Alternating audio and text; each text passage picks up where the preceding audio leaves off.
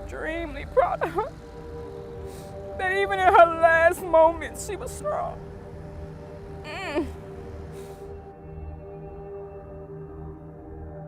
He shot her like she was a dog. And I wouldn't even do that to a dog. I just kept telling my aunt, I just was like, just pinch me so I can wake up. You know, it was just like a nightmare. In the dead of night on March 24th, 2016, a school principal paid $2,500 to have a pregnant teacher killed.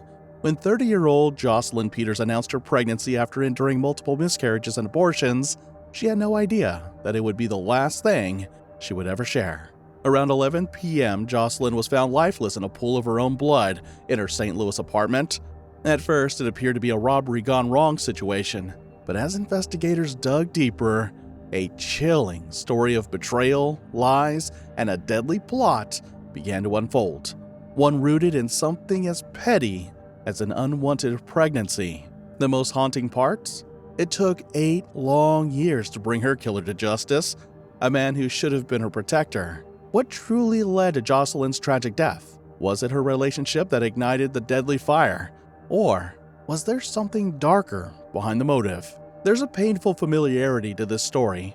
25-year-old Kavana Smith, remember her? A beloved school teacher who, just like Jocelyn, had love turned deadly. Like Jocelyn, Kavana was killed shortly after announcing her pregnancy. Her case, once covered on this channel, mirrors the heartbreak we're seeing again today. It's linked at the end of this video, and trust me, you'll want to see it. Now, let's look at the life and tragic death of Jocelyn Peters. Jocelyn Peters was born and raised in St. Louis, Missouri, and was a woman whose life was full of promise. From a young age, she exhibited a natural curiosity and passion for learning that would shape her future. It was no surprise when she decided to become a teacher. Jocelyn worked tirelessly to build a career that she was passionate about, earning respect as a dedicated teacher at Mann Elementary School. Jocelyn's classroom was not just a place of learning, it was a sanctuary where students felt safe, valued, and empowered to succeed. She was adored by both her students and colleagues. Known for her vibrant personality, infectious smile, and unwavering commitment to her students' success, it was clear that Jocelyn's impact reached far beyond the classroom walls.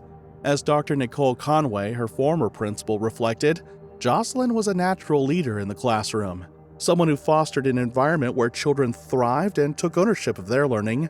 Her energy and positivity radiated through everything she did, and it was clear that Jocelyn had a profound impact on the children she taught, many of whom saw her as a role model. Jocelyn's love for education was matched only by her love for children. She believed deeply in the transformative power of learning and was determined to ensure that every child who entered her classroom had the best possible foundation to build upon. But little did she know, the very passion that defined her life would soon place her at the center of a storm she wouldn't escape. She spent countless hours outside of school, planning lessons, attending professional development, and making sure her students were always engaged and challenged. Jocelyn didn't just teach subjects. She taught life skills, instilling values like kindness, respect, and perseverance in her students. Her influence extended far beyond the classroom, and she quickly became a beloved figure in her community. Her dedication would soon make her an unforgettable figure in the lives of everyone she touched. In 2014, her excellence as an educator was officially recognized when she received the prestigious Excellence Award for Outstanding Teachers in the St. Louis School District.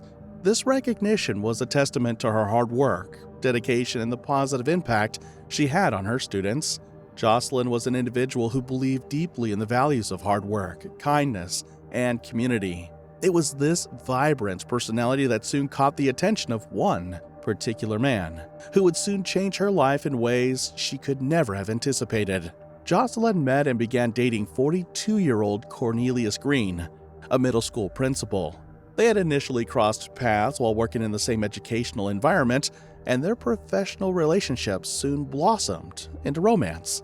Cornelius, the former principal of Carr Lane Visual and Performing Arts Middle School in St. Louis, had been with the school district since 2002, serving in various roles including teacher, assistant principal, and ultimately, principal. His leadership and dedication to the community earned him widespread praise. However, there was a side of Cornelius that wasn't as charming as his public image. He was allegedly a ladies' man. Despite being married with children, Cornelius managed to juggle multiple relationships.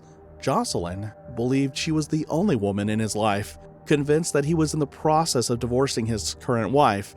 Unfortunately, she was unaware that Cornelius had other women, including at least one who, like Jocelyn, was also misled into thinking they were building a life together.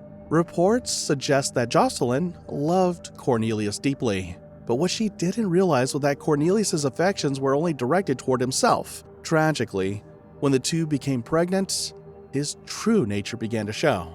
Jocelyn didn't want to have an abortion, as Cornelius suggested, which upset him deeply. The suggestion was a painful blow to her, not only because it conflicted with her personal beliefs, but also because it came from someone she trusted and loved. But this wasn't the first time she was getting pregnant. This was her third pregnancy. Jocelyn had already experienced a miscarriage and had terminated another pregnancy at Cornelius's urging.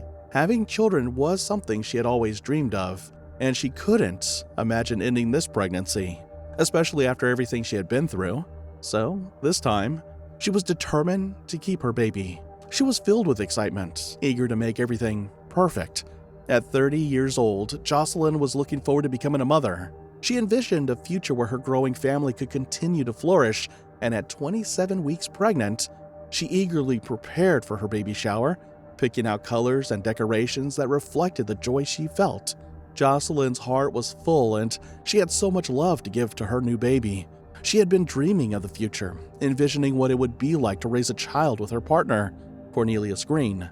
But little did she know, her plans for the future would be violently interrupted by the very man who should have been her partner in raising their child.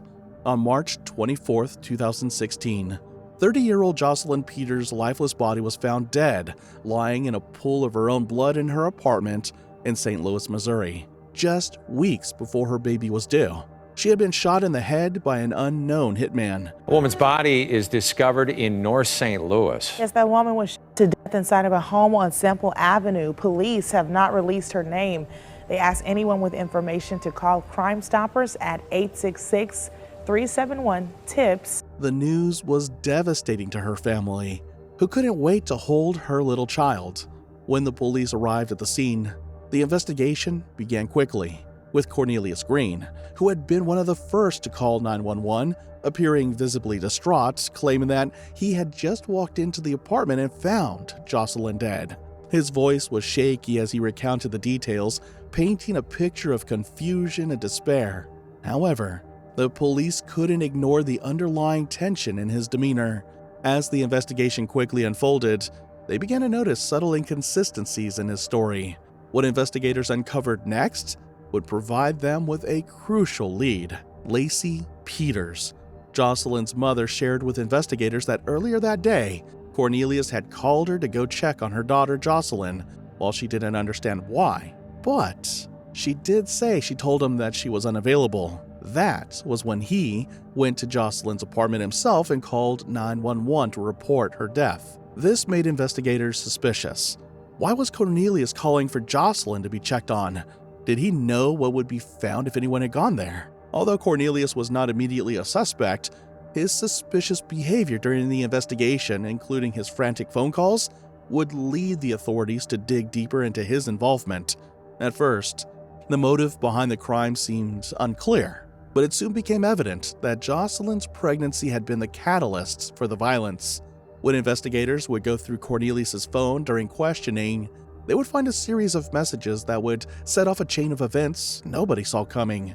They found messages between Cornelius and another man, 46-year-old Philip Cutler. Philip was Cornelius's friend in Oklahoma. Cornelius had hired him to kill Jocelyn and her baby. After Jocelyn had told Cornelius she was pregnant, Cornelius made it clear that he wasn't supportive. However, Jocelyn was determined to keep her baby despite the challenges. Cornelius's reaction to the pregnancy was far darker than anyone could have anticipated, and in a moment of cruelty, he took matters into his own hands. Cornelius started looking for ways to get rid of the pregnancy. First, he turned to poisoning the unborn baby by hiding crushed pills in oatmeal or yogurt. When this plan didn't work, he turned to an even more sinister plan. He reached out to an old friend, Philip Cutler. Philip had been struggling financially, and Cornelius, knowing this, used the opportunity and offered him money to carry out a horrifying task, to get rid of Jocelyn and, in the process, her baby. Cornelius then stole money from the dance team's fundraiser from his school to pay Philip for his services, and the plan was in motion. The two planned the murder over several phone calls, and on March 7, 2016, Cornelius sent Philip a UPS package containing $2,500 in cash. Then, on March 21, 2016, Philip arrived in St. Louis and stayed with Cornelius for several nights as part of the plot. But there was one problem. Cornelius needed an alibi. To get one, he decided to travel to Chicago, leaving Philip with the keys to his car and Jocelyn's apartment. On March 24, 2016, Philip drove Cornelius's car to Jocelyn's apartment, entered using the keys, and tragically shot her while she was in bed, using a potato Cornelius had purchased before leaving for Chicago to muffle the sound of the gunshot. That night, Jocelyn had been making a list of guests for her baby shower before falling asleep, unaware of the horror that awaited her. This is so sad. The woman was pregnant at the time she was killed. Prosecutors say she'd even chosen a name for her baby, Micah Lee, and they say that she was working on her baby shower invitations at the time too. After Jocelyn's death, Cornelius made several efforts to cover his tracks. Utilizing his twisted mind, he purchased an Amtrak train ticket back home to prove he was in Chicago while the murder took place.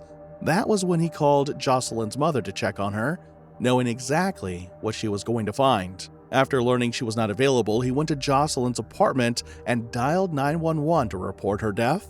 But when he made the call, he told the police that he had nothing to do with the crime. He pretended to be a grieving partner and father-to-be, but the evidence would soon begin to pile up against him, revealing the ugly truth of his involvement in Jocelyn's death. In the first 48 hours following the discovery of Jocelyn's death, both Cornelius and Philip were questioned by the police, but were released. But even while in custody, Cornelius continued to make contact with Philip. This time his intent was to cover up the crime. He told authorities that he'd been trying to reach his daughter, but in reality, he was calling his wife. Cornelius instructed her to meet Philip at a gas station to hand him the keys to his car, which was parked near Jocelyn's apartment. However, by the time Philip arrived, the car had already been towed by the police, as the area had been designated a crime scene. When Philip met with Cornelius's wife, the police intervened and detained him for questioning. Upon being informed that he was being held, Philip quickly swallowed 2 pieces of paper from a notebook he had in his pocket, and he refused to cooperate with the police. As the investigation progressed, it became clear that Cornelius had orchestrated the murder of Jocelyn and the unborn child to rid himself of a responsibility he did not want. The murder plot was not just an act of violence, it was an act of utter betrayal.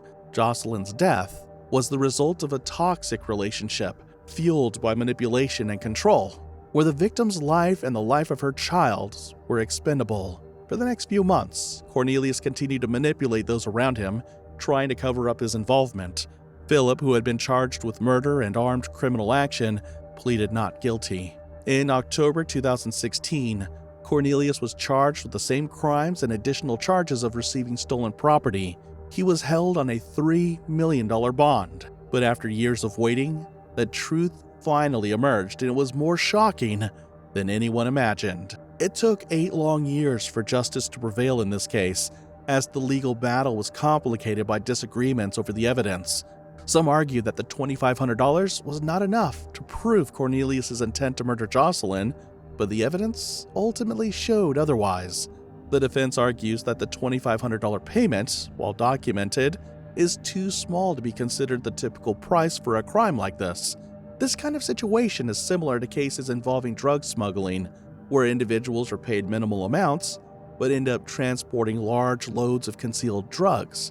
In these cases, defendants often claim that they had no knowledge of what they were carrying, despite the size of the load and the low payment.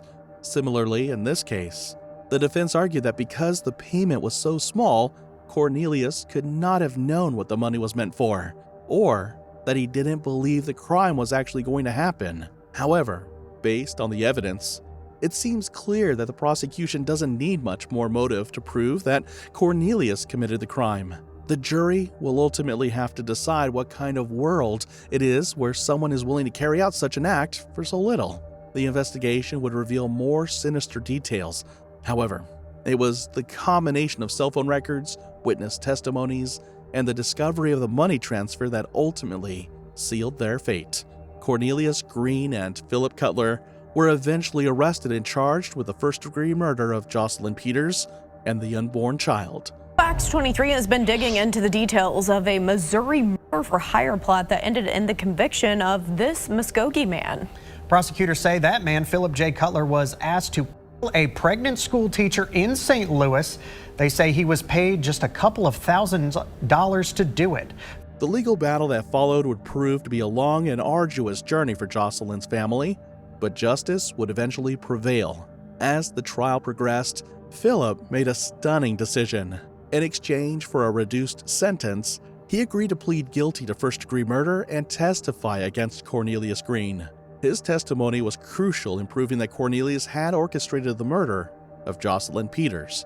Philip's plea deal led to a significant reduction in his sentence, but it also sealed the fate of Cornelius Green. In December 2017, Cornelius Green was indicted for the first-degree murder of Jocelyn and their unborn child. Despite his continued protests of innocence, the court found the evidence to be overwhelmingly in his favor. The jury convicted Cornelius Green of first-degree murder in May 2022.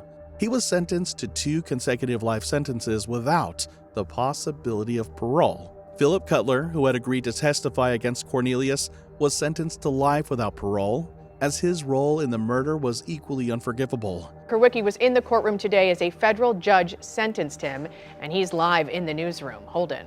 Oh, and today's guilty plea came 8 years after Jocelyn Peters, an elementary school teacher, was murdered inside of her Central West End home because prosecutors say she refused to have an abortion. The 2 men responsible will now spend the rest of their lives in prison, but her family told me that's not enough. However, his cooperation with the authorities saved him from facing a more severe sentence. The case highlighted the depths of Cornelius Green's deception and the lengths he was willing to go to maintain control over his life. His manipulation of Jocelyn Peters, leading to her death, was a tragic reminder of the toxic nature of certain relationships, where power and control can lead to horrific consequences. A former St. Louis public school principal will spend the rest of his life in prison after pleading guilty for his role in a murder-for-hire plot. The deadly crime was financed with money he stole from students. The impact of Jocelyn's death reverberated through the St. Louis community, especially among her colleagues at Mann Elementary School. Her students, who had been the center of her life, lost a teacher who had always gone above and beyond for them. Her dedication to education and the care she showed her students was unmatched, and her absence left a void that would never be filled. Her family, too, was devastated by the loss.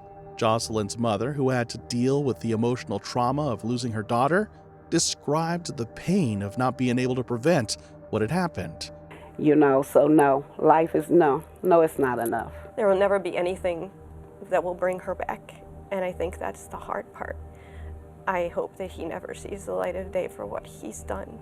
The trauma was compounded by the realization that the father of Jocelyn's child was the one responsible for her death. Jocelyn's friends and family, who had known her as a loving and dedicated person, were left to process their grief. Her mother spoke emotionally about the final words she had exchanged with her daughter before her murder, and the pain of knowing that she would never see her again. Last thing that I said to my daughter, she said, "I love you," and I said, "I love you too." And that was the last time I physically saw my daughter. To honor Jocelyn's memory, the community came together in solidarity.